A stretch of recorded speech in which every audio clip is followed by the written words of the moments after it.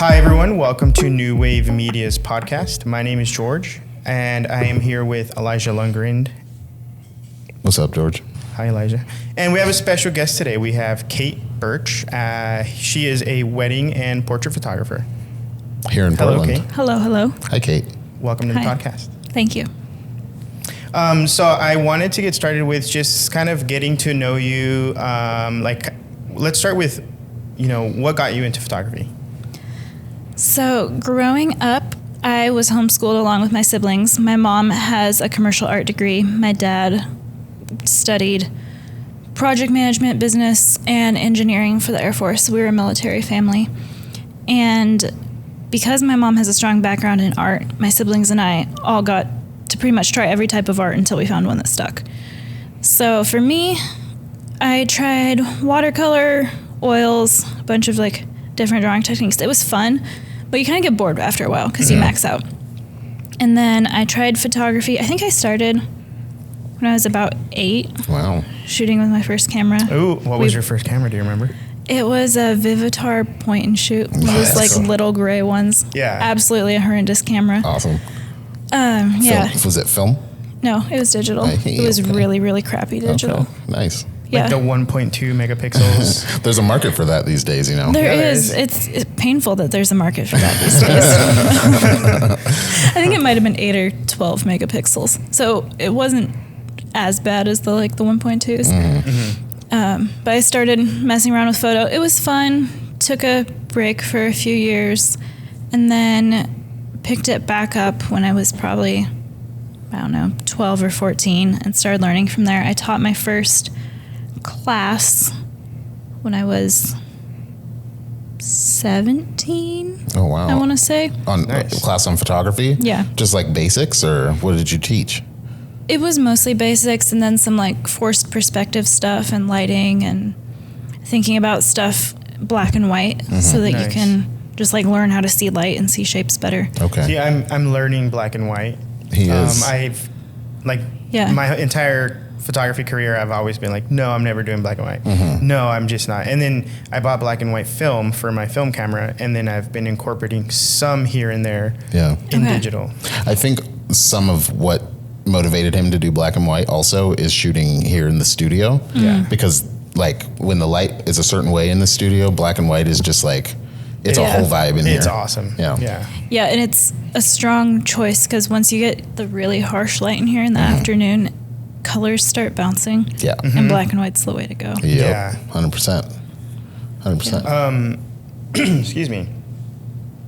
I was going to say that in black and white also, there's sometimes when, for example, weddings, if there's a shot that you're man, this looks terrible, what can I do to fix it? Yep. Just black and white, and then you're oh, okay. Yeah. Yeah. We're good. Yeah, it's definitely if there's nothing else you can do, that'll usually make it at least usable. Yeah. Yeah, it's Yeah. the photographer's secret weapon. It sure Yeah, is. seriously. Sure, going back to basics. So if you ever see a black and white, I'm kidding. That's not the reason. In my galleries, if I do black and white, I usually include the color version too. And I won't like the color version all the time Yeah. because the lighting's not great. But usually the client still likes the Yeah. color version Right. some and enjoys having that in addition to the black and white. Yeah, I do the same thing with black and whites. Yeah. Unless it's the one black and white that was saved, I don't include just Yeah. because I'm what if there's a chance they post it? And Yeah. I'm that's not really a representation, but I'm for sure the outlier here. If I do an image in black and white, it's usually very intentional, and so I won't deliver a color version of it unless they ask for it. Interesting. Yeah, which is more often than not they don't. But there's been a couple times where they're "Oh, I really like the shot. Do you have it in color?" And then usually I'm I do, but there's a reason I did black and white. I'm happy to give it to you in color, but just understand it's not as good in color because it's kind Yeah. of I did it intentionally for a reason. Yeah. yeah. So apart from you're a wedding photographer.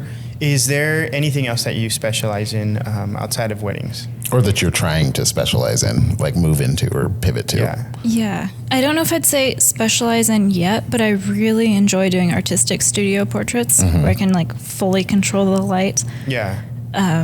We saw some of that. Yeah. Yes. A couple weeks Yeah. ago. Yeah, you did some killer work here in our soft opening. That I Yeah. think. Sorry, I know I'm kind of talking over what No, you're go saying, for but the photos that you brought out, and by brought out I mean like in the gallery. I think they were all just like banger photos. Oh, yeah. Like So good. The contrast, the colors. Some of my favorite photos are. Every session or every set has their photos, right? But I think the pink specifically, I think you were shooting Remy over here. The From top the top down down. shot. Those Oh, are yeah, my those favorite. were those were fire. She was wearing Some, what was she like, wearing? pink fluffy- feathery thing. Yeah, Yeah. and I think that like really went well. She was wearing a shirt that looks like it belongs on our couch. Yeah. Oh yeah, Honestly. yeah, exactly. Yeah. Anyways, so carry on. Yeah. Yeah, so artsy studio stuff is fun. I really enjoy getting a very dark backdrop and just doing high contrast, super minimal color palette. Yes. I shot a whole set at a local studio that I liked a chair she had so much that I bought it, and now I shoot that in my studio at home. Nice. That's So awesome. it's like my go-to posing chair for clients. And honestly, if you just have a chair in front of a backdrop or a really dark gray one and two lights, you can get so artsy. Yeah. Like it's the most simple setup, Well, but it's a yeah. lot of fun. When you do a 2-light setup, what is your like go-to like modifier?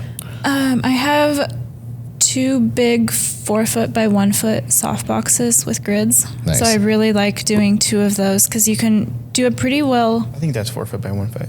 Yeah, it's pretty close to that. It's a little bit Okay. taller, So I they're think, re- or narrower. It's a slightly different aspect ratio, but Okay. it's one of Okay. those big rectangle ones. Yeah. And I like those a lot because you can do like a tight portrait shot with them, but you can also do a full body shot because a lot of soft boxes, they're good at lighting like half of a person well Right.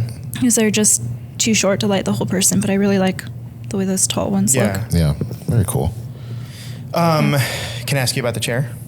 Sure. Is it because I've seen it's just in my brain. There's a lot of photos that you have on your Instagram. Is it a wicker chair, like one of those, or is it kind of the wooden No, one? it's a wood frame with a black velvet cushion and Okay. back. So it's on my Instagram. yeah. It's So all over the I'm place. pretty sure I know Yeah. which one it is then. Yeah, so it's got like an arced back that's oval, and then there's the black fabric on the back and on the front of the back of it, and then a cushion. And it's just like super simple. It doesn't have arms. You can have people sit on it backwards, forwards. And I think that's what I saw Yeah. on your Instagram recently. Like they were sitting with their arms kind Yep. of. Yeah. Okay. it's nice because you don't have to include the whole chair in the frame, and it's not super colorful. So it works well with a simple It's backdrop. not distracting. Yeah. Yeah. So on the line of like creative studio portraits, what is kind of like, what direction are you going with that? What are you wanting to learn, or like where are you wanting to go? Sorry if that's like too vague of a question, but just like, I think that there's a lot of stuff that you can learn in a studio. And like, I think when you're starting to get like really into studio work, you kind of have like a trajectory, right? Yeah, I like what I call editorial work a lot. Usually when people hear the word editorial, they think, oh, the pictures you see in a newspaper. Right. When I hear the word editorial, I think the photos you see in Vogue. Right. So like very artsy, interesting colors, interesting poses, fun lighting, but usually it's a very simplified color palette. Okay. Yeah. So I like going for slightly less traditional portraits, but still holding to like classic composition rules and pretty classic lighting, but trying to make it be more creative than what people think of when they see like a JCPenney's portrait in a studio. Right. Okay. Very So cool. that, and then also working with clients who haven't been in front of a camera a lot. So recently I had a client that was probably about 40, and she came in for a branding session, hadn't been in front of a camera with a professional photographer since her high school photos. Oh, wow. So it'd been probably about 20 years. Yeah. And it was just really fun working with her and teaching her about posing and what I'm doing with the lighting and how different poses can convey different things on camera. And just like teaching her while we were taking photos. And then we got these like really incredible minimalistic branding photos for her. That's great. That's Yeah. great. Is Nice. that like when you're working, do you work with people who aren't in front of the camera often? Yeah, regularly. And is that like something you enjoy doing? Yeah, it's a lot of fun. I think one of the things I enjoy most as a photographer is helping people feel beautiful on camera for the first time. Yeah. Because a lot of people feel really ugly when they're on camera. Yeah. And usually it's because the person holding the camera isn't teaching them what to do. I agree. Or isn't confident. Yeah. I think I've talked about this before where when you show your client the images in the back of your camera, it's like so powerful because it's like there's a lot of photographers who are amazing. Yeah. But one of the practices is they probably don't show the back of the camera. And once you start to do that, your client immediately is like, wow. And then they start to get like very natural poses and like they start to really listen to what you have to say. And then on top of that, I agree because with what you're saying with teaching them in the moment, because one, it's like a way to express everything that you know and like they're listening. So it's like, it really, really works together and for some great images, but It's definitely cool when it sticks. Yeah. Yeah. Like if you get a repeat client, like I had a client that I did branding photos for also a couple of months ago. And when we first met, he was like super nervous, didn't know what to do, like very like clammed up. And as we were working together, I was like, okay, move this way, like whatever. And then I would do a couple shots and then show him the back of the camera. And every time we would like finish one spot or like, one like set, he'd be like 10 times more like confident. And by the end of it, he was like, dude, this was so much fun. I was so nervous about this and this was so much fun. I just want to do it again. He booked me again like 3 weeks later to do another branding shoot. And then like 2 months after that, we did another one, all three in like different locations with like different vibes. And it was pretty cool. And that was all because he like came to that first shoot, didn't know what he was doing and left feeling like really empowered and really like, confident. That's really cool. Yeah. Do you know what he's going to do with that many branding photos? That's a lot of photo sessions back to back. He's starting a digital marketing company, and so they were just like selfies for his like social media and stuff like that. Okay, that makes sense. You could actually use multiple shoots back to back. Exactly. Yeah. He went to in between our last shoot and the one before that. He went to Toronto. And when he was in Toronto, he hired another photographer on Snapper, actually. Oh, wow. He hired another photographer and did a shoot in Toronto just to have like kind of like the travel photos. Nice. It's kind of cool. Yeah. I have a question about locations. Okay. So as wedding photographers, we've had the opportunity to kind of shoot in various different locations. Do you have like a specific location you've been wanting to shoot? Like whether it's in the country or outside of the country, like what's on your bucket list? So my photo bucket list doesn't necessarily involve weddings, but I want to go to Iceland someday. Yeah. I had like 4 friends go within a year to Iceland. It's like, guys, I really want to go. Take me with you. If you could go to Iceland this year and you were to do the perfect photo shoot, what does that look like? Weddings or not weddings? Like what kind of, what are you looking for there?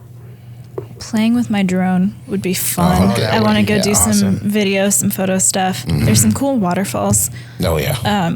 I really enjoy landscape photography. I don't post it much anymore, but that's where I started and learned all my composition rules, framing, everything. And just carry that over into portrait stuff. So I enjoy to unwind and recharge. I enjoy doing landscape work. It's a really good way to like fight burnout and stuff. Oh yeah. So in Iceland, I would love to do landscape work. If somebody hired me to go there and shoot their elopement, I would stay for an extra few days and shoot some landscape stuff afterwards. Absolutely. But landscape stuff with a couple in it is pretty sweet too. Yeah, so that would for work. sure. So you kind of brought up a question I had in mind is, how do you deal with burnout? But before we get there, what do you do outside of your hired work for yourself? Like for me, I like to shoot film and I like to specifically shoot, if it's landscapes, I'm all for it. But also I like to shoot some sort of like, whether it's a couple or like just people in the landscape that I'm shooting. for myself, like for non-paid work. You know, that's what kind of keeps me going. Is there anything for you outside of the paid work? And does that help with burnout, or how do you deal with that? So as a follow-up question. There's a little bit. I'm a little overloaded on my work schedule right now because I work a full-time job in the corporate world as a project manager, and then I've been shooting weddings pretty much every weekend for the last few months. Yep. So I'd say 6 out of 7 days in the week I'm working. So for fun... It's a grind. Yeah, it's a grind. Yeah. When I can fit stuff in for fun... I had a list of like bucket list shoots for this summer that I put on my Instagram story, and like immediately I had people for all of them. That's awesome. It was a little weird. I had so many people replying to that story. So back in July, I did a photo shoot at a llama farm with a model. That's exciting. Dope. I saw that. It was fun. I still need to finish editing Was that. it the wedding llamas? No, she's like a breeder and she shows llamas. Okay. So I think this lady has like 100 llamas. Oh wow. Was it the shoot with like multiple models? No, it was just one model. I saw a couple of different, I don't know, I saw some photos from you, but then I also saw probably from her Instagram. Anyways, carry on, sorry. Yeah, so I've done a couple like one-on-one sessions like that with models. I enjoy working with models when I need to do something creative, because if they can direct posing and I can think about framing, lighting, styling, it leaves a lot more of my brain free to create better artwork. Yeah. Because when you're taking photos, I'm sure you guys know this, you're doing like 5 or 6 things with your brain at a time. So you're making sure your camera settings are right, you're making sure your framing is right, you're making sure the posing is right, that somebody looks comfortable and like feels good on camera, and then you're also like talking to the client the whole time. Yeah. Right, yeah. So as a natural introvert, managing all those things in my brain at the same time is a lot. So even when I can take one of those things off the table and just let the model direct posing, it makes me able to be a lot more creative with the shoot. Yeah. So often my recharge shoots are with models. I know a lot of people are like, oh, you should be working with real clients all the time. But sometimes it's easy to be more creative. Absolutely not. Yeah. So that's a good way for me to recharge. And then honestly, just like going to see cool places in Oregon is another good one. There's so many spots here that like, I've been here like 5 years, and I think the last 3 years I really like dialed into like traveling and visiting these spots, just because as business gets busier throughout the years, I kind of know about more spots. Yeah. And I'm like, there's definitely spots I've never even heard of or been to here. And I'm just like, I'm excited every single time there's a new wedding, for example, and we're like, oh, this place over here. I'm like, oh, I've never been there. Yeah. I'm excited to go. Yeah. I'm lived here. Have you lived here your whole life? I've lived here, 16 years now. 16 so years. most of my life. Okay. I was born and raised here in Portland, and there's a million places that I've never been. There's a million places that I should have been that I've never been, but that's exactly, it speaks to like the volume of like beautiful destinations in this area. Like it just never stops. You'll never go to all of them. Yeah, it's incredible. You can travel 2 hours in any direction and get a different climate. Yep. Oh yeah. Exactly. Or even 1 hour sometimes. Yeah, we're very blessed. So there was a recent, I don't remember if it was a wedding, but basically I went up to like Mount Hood, and the very next day I went to the beach for like a back-to-back wedding, and it was complete different climate, and it was just super cool to be like, hey, I was just in the snow yesterday. Not really, there was no snow, but do you know what I mean? Like it's just like, anyways, this place has amazing. I'm from Los Angeles, and Los Angeles is like, it's great, but there's smog everywhere. There's no like real scenery. It's just buildings or the beach. Yeah, that's where I was born. I don't miss it. Okay. Yeah, no, I don't miss it either. It's my family's there, and I visit them all the time, but it's like I don't think I can go back and live there, just because I really, really love the nature here. It's awesome. Yeah. And the fact that it's not flat here. Like we have hills everywhere. When I travel to a different part of the country, I'm like, oh, it's a little bit flat here. Yeah. So like, okay, so speaking of the Pacific Northwest, like outside of like the Portland area, what's kind of like your favorite like spot to visit? To like shoot at, or just to visit? Shoot at, visit, whatever you want. Because it's not all photography. We have some amount of a life outside of photography, right? A little bit, just not a lot, but a little teeny bit. tiny bit. Yeah. My favorite venue to shoot at is in Hood River on the gorge. It's called the Columbia River Gorge Hotel. Not sure if you've been there. I haven't been there, but I have heard of Yeah, it. it's amazing. The inside of it feels like an Audrey Hepburn movie. Oh, cool. So like super old Hollywood, classic kind of glam. I feel like I've been there. Is the outside area like overlooking like a cliff? Mm-hmm. Okay, I know It's exactly. right by the Griffin House. So you've probably been at or shot at the Griffin House, and they're like next door neighbors. Like you can see each other. I know exactly where it's at then. Yeah. So it's really cool. The outside looks like an Italian or Spanish villa, and then the inside is like old Hollywood. Yeah. And then the landscaping, there's so many flowers. It's blooming like all year round, and you can look out and see the gorge. There's a waterfall. There's stone bridges. So like as a photographer, that's probably my favorite spot. Okay. Just to travel to, really love Rowena Crest. Yeah. Love Depot Bay. It's a Okay. lot of fun. Never been there. Oh, you need to Depot go. Bay. Yeah, Depot Bay is pretty cool. It's along the coast, and there's these huge waves that come in and just hit the seawall and go way up. Wow. Have you heard of the king tides? No, I have not. Oh, well, it's a thing that happens, once a year, twice a year, a couple times a year? It's more than once a year, but Yeah. I'm not sure how much. It happens during the year. And it's like, you can kind of derive what it is from the name. It's like extra big tides, so you get huge fucking waves. It's crazy. Dang. They're a little dangerous because they're usually accompanied with undertow. Yeah, right. But if So- you've got a nice telephoto lens and a Yeah. good vantage point, like some people get incredible photos of the king tides.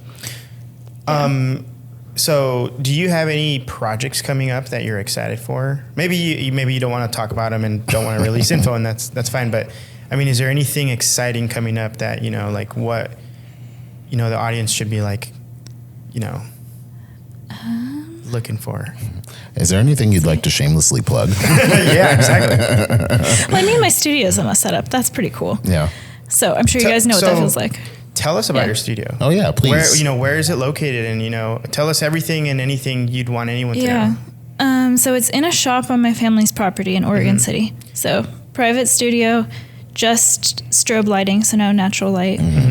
And I've got a bunch of huge backdrops. I did an inventory shoot at the beginning of this month and got pictures on every backdrop that wasn't just like a monochrome paper color. That's awesome. So yeah, those will be coming out soon. I'll be updating my website so people can see everything that we could make in there. Cool. And just have been getting lighting equipment, stools. I got a 10 by 20 foot canvas backdrop. Nice. I'm excited Oh about. yeah, you talked about that That's huge. the Yeah. last time you were here. And It's freaking huge. So you're going to paint that, or you already painted that? I hired somebody in Florida to paint it, and she shipped it to me. Perfect. Yeah. Perfect. Nice.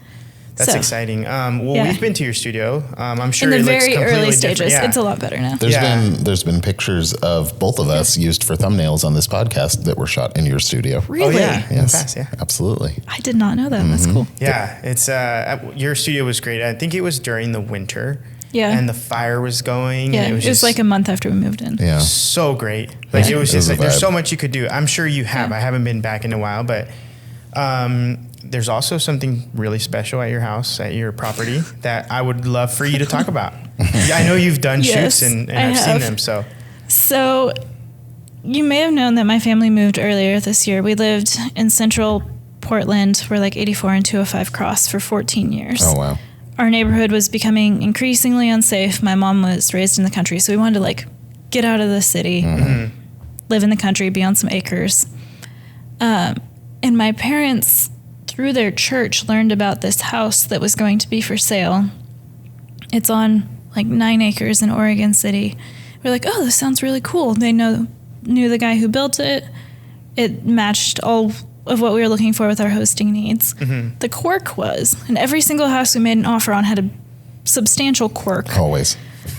Always. This one's quirk was that it has a cemetery from the 1840s in the backyard. Very cool. So the cemetery was founded before Oregon was a state. Wow. And I want to say on the paperwork it was before President Lincoln was assassinated. So we're talking that's like wild. it's old. Yeah. And through the grapevine, we've heard that supposedly part of the Oregon Trail went through our backyard. Wow. So, like, That's very cool. between the cemetery and the house, supposedly part of the wagon train was right there. Wow. And the records are kind of sketch. So I have a packet that's like 1/2 inch thick with death certificates and the names of a lot of the people that are supposedly buried in our backyard. Oh, wow. Wow. So in this cemetery, there are 13 marked graves. The last one was from 13. 13. What a number. For real. Yeah, it gets better. Okay. The last marked grave was in the 70s, so like 1970 something.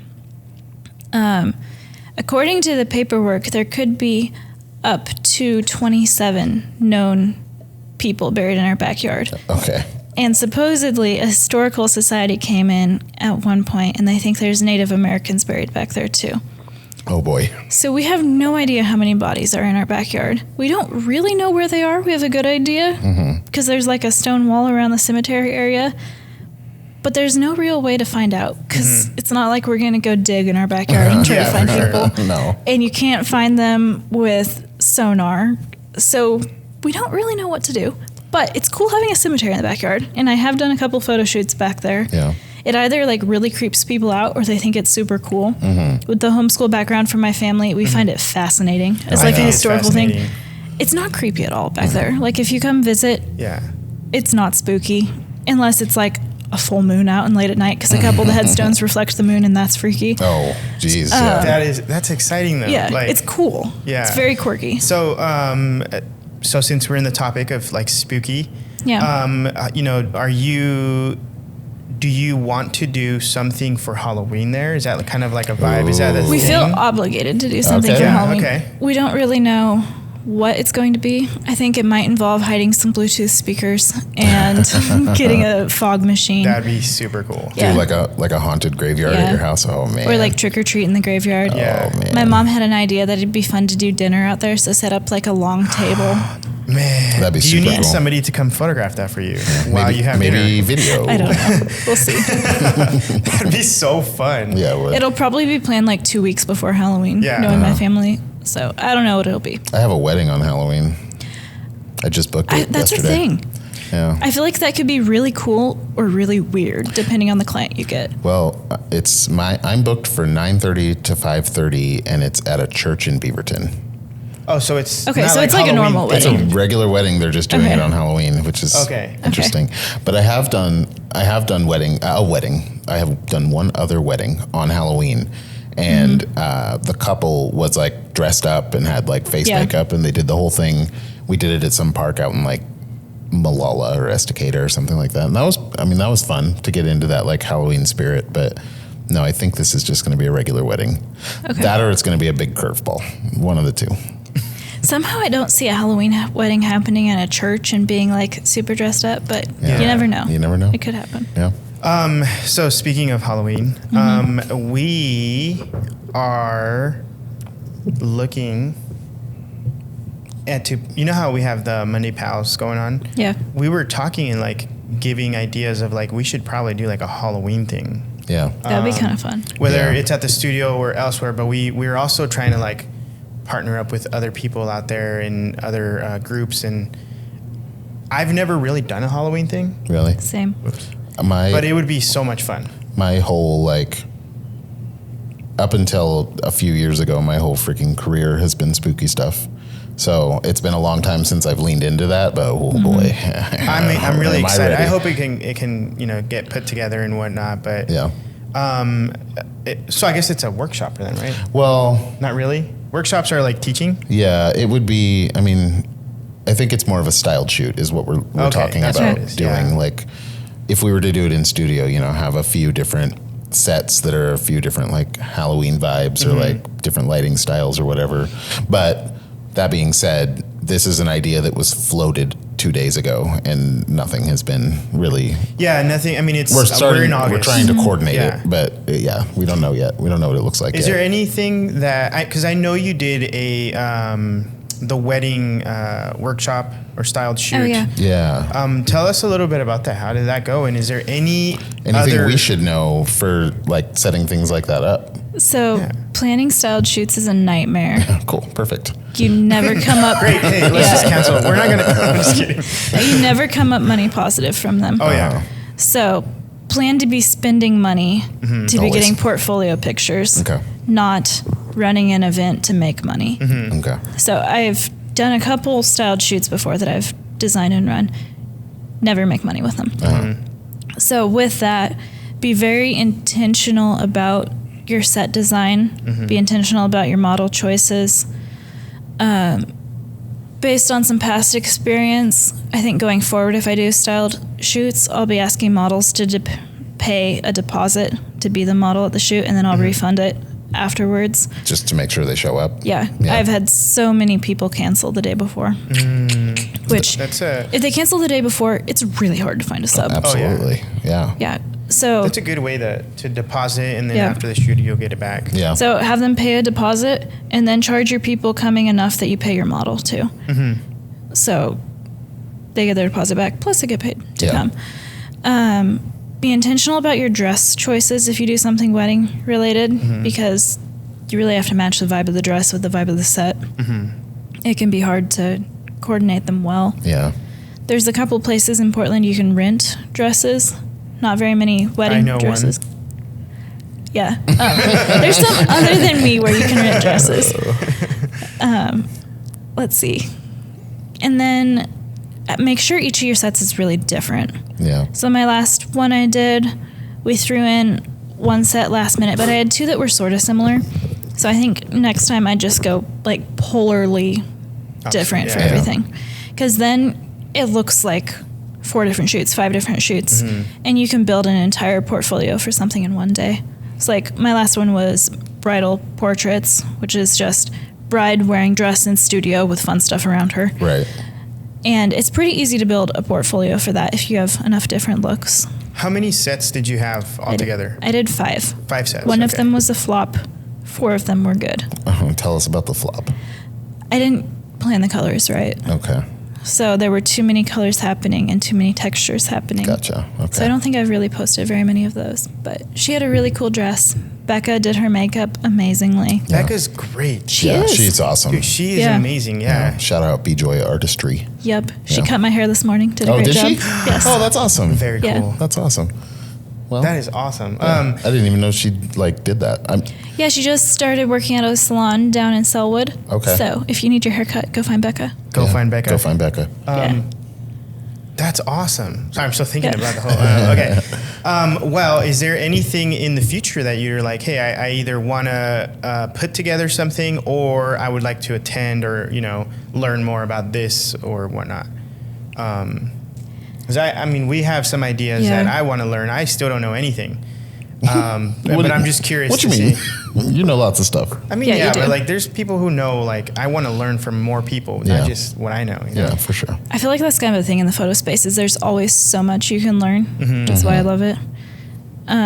For styled shoots in the future, I do want to do some more bridal stuff. I want to do an urban look, some more cityscape, very minimalistic. So probably white backdrop, natural light would work really well in here. I was gonna say, I was gonna say that part would work really well in here, and also the urban part would work really well in here. I don't know if you've ever shot in the streets behind our studio, but it's some of the coolest. Like, you can get some of the coolest leading lines, The bridges. coolest backdrops, the Yeah. bridges. There's wall art. There's a couple. Yeah, there's a ton of graffiti and like street art down here, and then there's a couple of spots where you can get like the convention center and like the Moda Center way deep in the background. So if you're using like a telephoto lens of some kind, you can really pull that in, and it just has this really cool look to it. I love shooting around here. Like in here, sure, but around this area, like, again, to roll it back to my spooky season, I used to shoot like within a half-mile radius of this place for years. This was like my go-to area. One of my favorite spots from here, walking distance, is probably the boat dock that's just right across the street. Classic. I don't know what bridge it is. Hawthorne. Is it the Hawthorne Bridge? By the Hawthorne Bridge. And it just like, the Hawthorne Bridge is like, I'm sure you've shot there many times, but it's like, It's the dragon boat I dock. can't believe we just walk there from here. You know? Like That's the one that's awesome. off the like sidewalk from OMSI, right? Yes. Like you park at OMSI and then you can go Yeah, down and to you it. just like walk behind It's it. just and, north of OMSI. Just this direction. Cool. Yeah.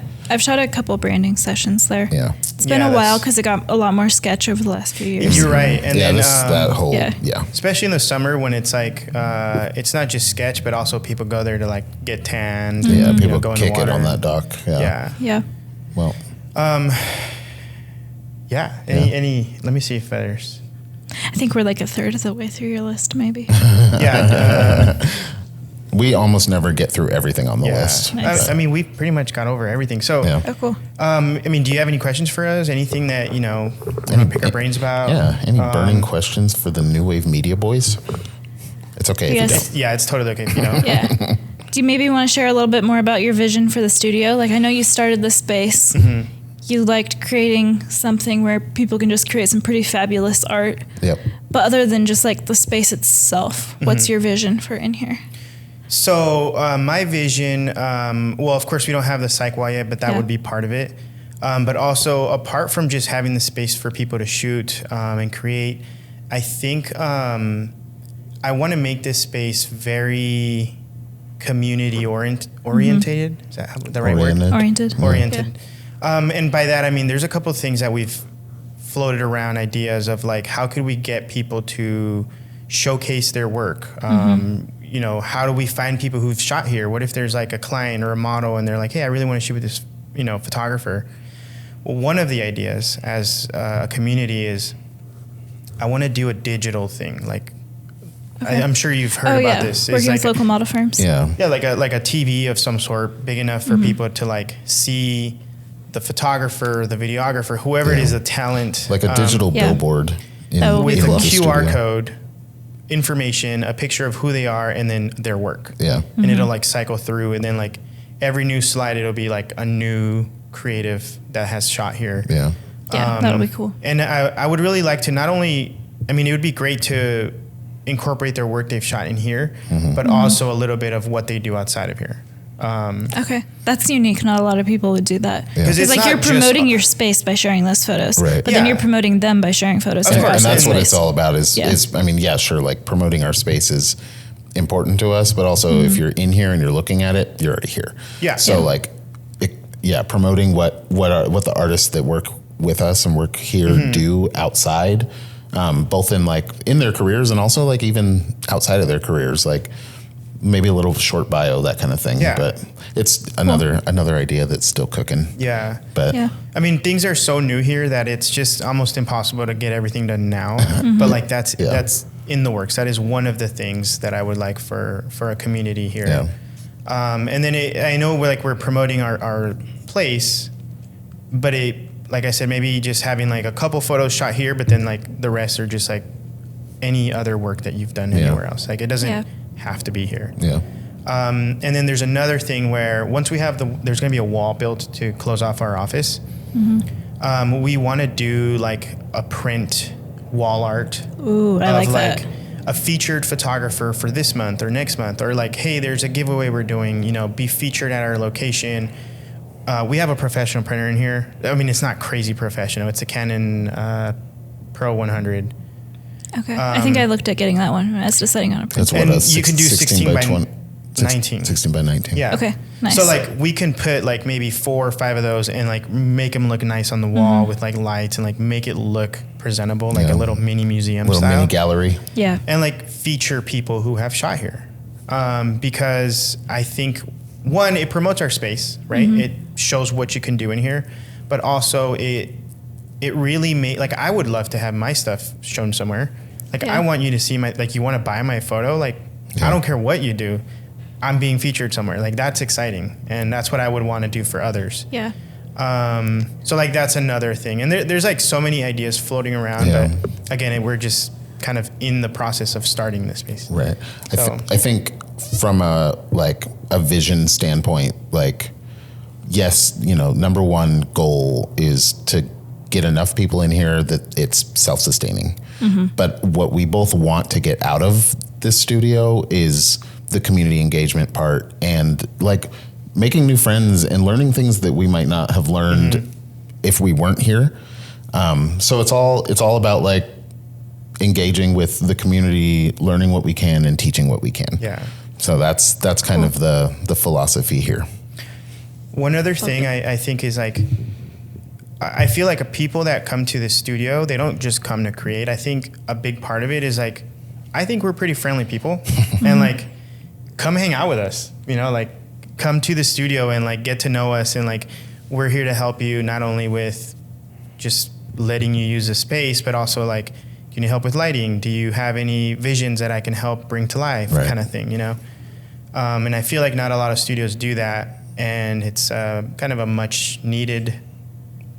It's more approachable to beginners. More approachable. We're willing to step in and give you a hand. Yeah.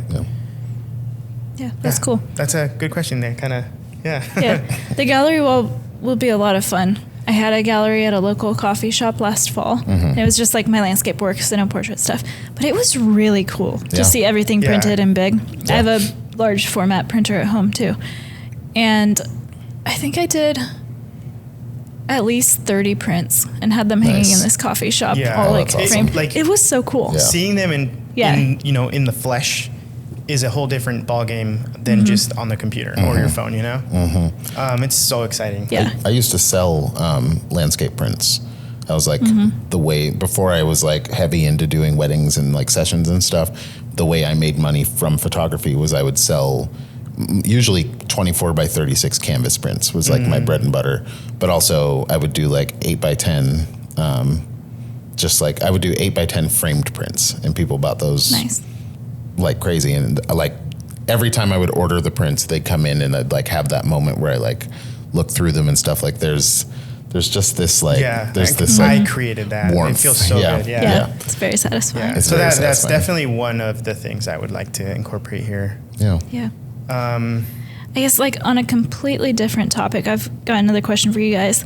What are your tools that you use to build efficiency in your business? It's like I'm an absolute nerd about this and like back end and business efficiency stuff. Anyway, so tools to build efficiency in business.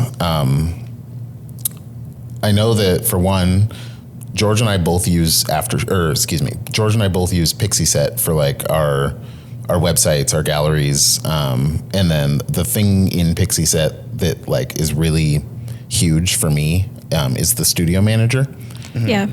And being able to just kind of have like a one-trick pony for everything, right? You got your invoicing, your contracts, your questionnaires, your quotes, like all of the things in the same place as your gallery delivery and your website builder. Like Pixieset is great for that.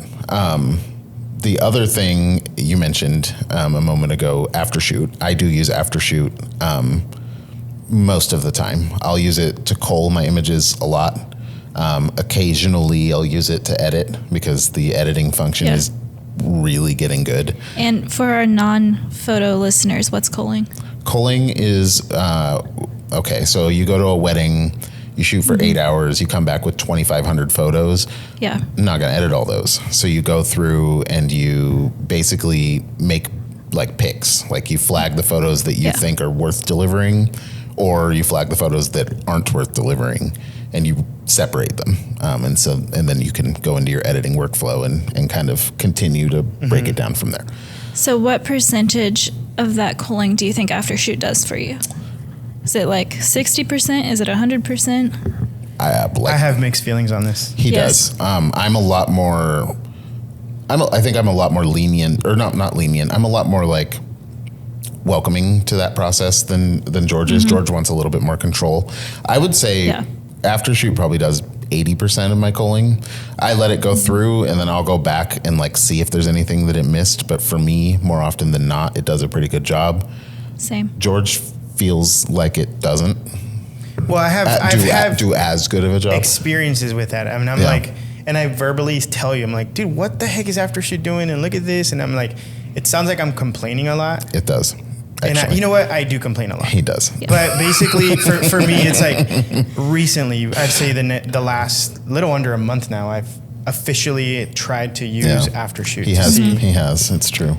Which portions of it? Just the culling or culling plus editing? Both. I'm trying to mix and see what I'm missing out on. Or, you know, the editing you just started messing with like last week. Yeah. So I want to say like when I'm culling the photos and I let Aftershoot do it, there's so many photos in there that I go back and I'm like, why is it missing? Like, I shoot a lot with like f1.2, and I love like the bokeh, that's just how I shoot.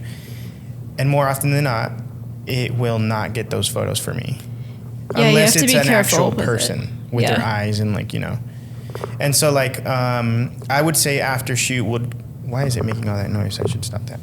So after shoot, probably Kohl's, and I would say like 40% of them I like. And then I go back and make it, 100% so that I can like the rest, whatever. But 40% I let after shoot. Sorry. 40% of the images that after shoot Kohl's, I'm okay with. That's basically the gist of it. Okay, so you have to cull out another 60%. And then do you have to add any back in from what it removed? Yes. So everything is, so the way I have it do it is like colors and stars once you're in Lightroom. So all of the green images that are for sure 100% that after shoot did, 60% of those I probably will remove the 5 stars. I will remove the green and pick the ones that I do like. Okay. If that makes sense. Yep. I say I'm more, Yeah. I feel I'm like just very picky. he is very picky, and that's great. That is one of the reasons why your portfolio looks the way it does, and that's great. For me, I just don't want to spend that much time. Yeah. If it's, it depends on the job, obviously, but like, If it's for a third party, if it's not my brand, I would cull if they want me to cull, and that's how I use it, and I'll deliver that. No problem.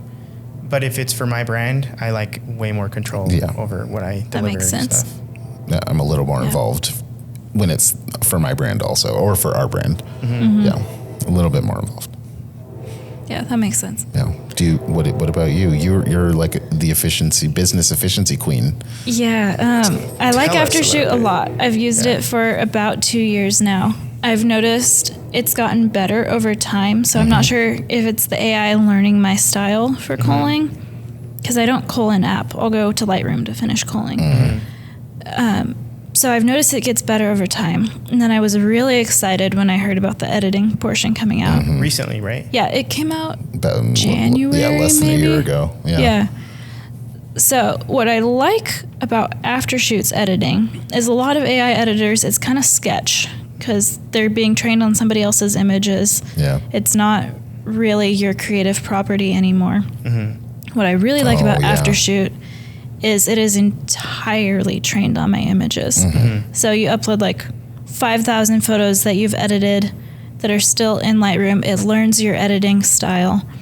And then you start using it on new galleries. And then for the first, I'd say 6 months, I'd have to go back in and pretty much re-edit stuff because it wasn't getting color temperature right. It was messing up contrast. So my whites and blacks were too high or too low. And it just like wasn't getting it quite right. So I'd go through, re-edit it. Usually there was like one image that I had edited that was about right that I could apply to the ones nearby. Yeah. So I'd go through, fix it, re-upload it. And after I got about another 5,000 images re-uploaded with my corrections, it learned my style a lot better. Okay. So now there's still stuff I have to fix. So I'm not letting it entirely edit things. But it's doing the first round for me, which saves a lot of time, probably cuts my editing time in half or down to a third. So really enjoyed that. Have also enjoyed using CRMs for my business. So you guys use Pixie Set. I use Honeybook. Yeah, I've Same concept. big thought about going to Honeybook, honestly, but I tried Honey. Well, I mean, I'm sure it's changed since the last time I wanted to try it, just like Pixie Set has. But like Honeybook visually is harder for me. It's definitely laid out more like a traditional CRM, not something that most photographers would enjoy.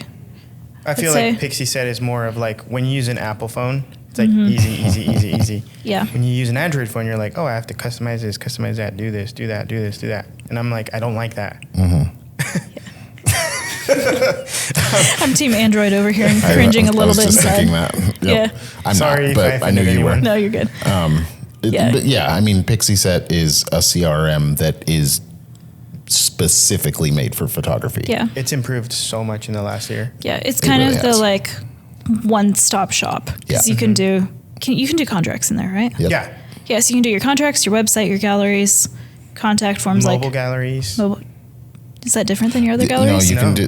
They have this. They have a gimmick, and I yeah, hate it's it. gimmicky. I hate it Okay. because it's one of the things that they advertise that you pay for, and it's like mobile apps. But it's literally just like, it's like, you know how you can go to any website and make it an app on your home screen. Yeah. It's that. Okay. So it's like, this isn't an app. You This can't is- even download it from there. You're right. Yeah, so- no, Yeah. yeah, it's dumb. But yeah, Pixie Set recently rolled out I don't know how, I've been trying to mess with it, but basically you can do client calls now from there, like video. You can, well, you can Interesting. add, so you can set up, they added a booking site a few months ago.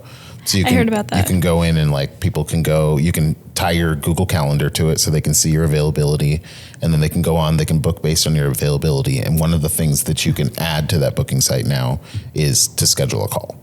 And Okay. it's through Google Meet. You can do Google Meet or Zoom, Oh. I think.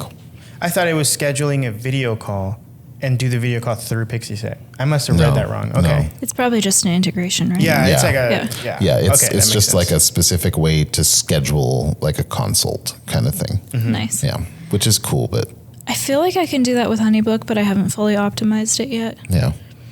I think the thing I liked about HoneyBook more than Pixie Set is I already have a really great gallery delivery software that I don't want to transition from. Pick Honeybook? time. Yes, I'm on PickTime. I love PickTime. I also really like Okay, Pick tell Time. me Yeah. a little. So my thoughts are different. I think Pixie Set has done a really good job at simplifying the way I deliver galleries. Tell me what I'm missing out on, because we have PickTime for the studio. It's the free version. I don't know if that even matters or not, but It's about the same on both. tell me what I'm missing out on, because I'm like, this is much hard. Like, it's just a bunch of whiteness with black wording, and it's so hard for me to. Does that make sense? Nope.